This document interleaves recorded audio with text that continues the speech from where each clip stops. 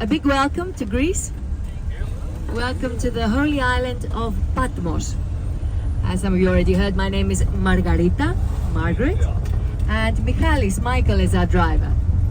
Together we're going to be driving up to the monastery of the Apocalypse, the Revelation, where the cave is, the grotto, in which we believe Saint John wrote a very influential book, the last book of the New Testament, the book of Revelation. And perhaps you noticed the big castle up on the hill? Did you see that? You'll be seeing it because we're going to be visiting it. It's the monastery dedicated to Saint John.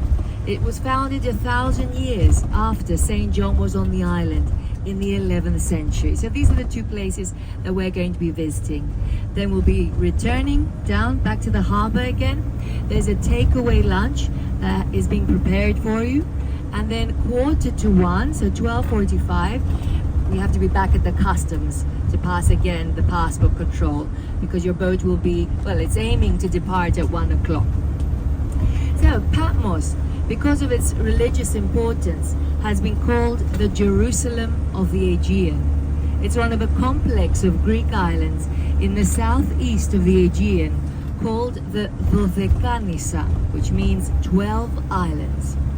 It's a small island, it's 34 square kilometers, about 13 square miles.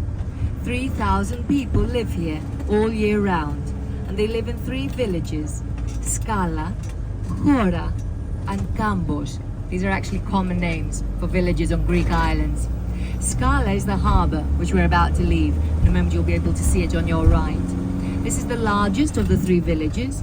It's where most of the commercial activities take place, where the bank is, the post office. Kambos is the rural area, and Chora is our principal town, where our town hall is. We'll have a chance to walk around a bit in Chora, as that is where the monastery of St. John is. Due to the history and the natural beauty, Patmos has developed into a leading tourist spot in Greece. And that's why it's not a big surprise that the main occupation for most of the inhabitants has something to do with tourism. Patmos' history begins quite early in time. We've had inhabitants here from the 1600s BC. However, it's in the 1st century AD that St. John comes here. And he comes here exiled from Ephesus.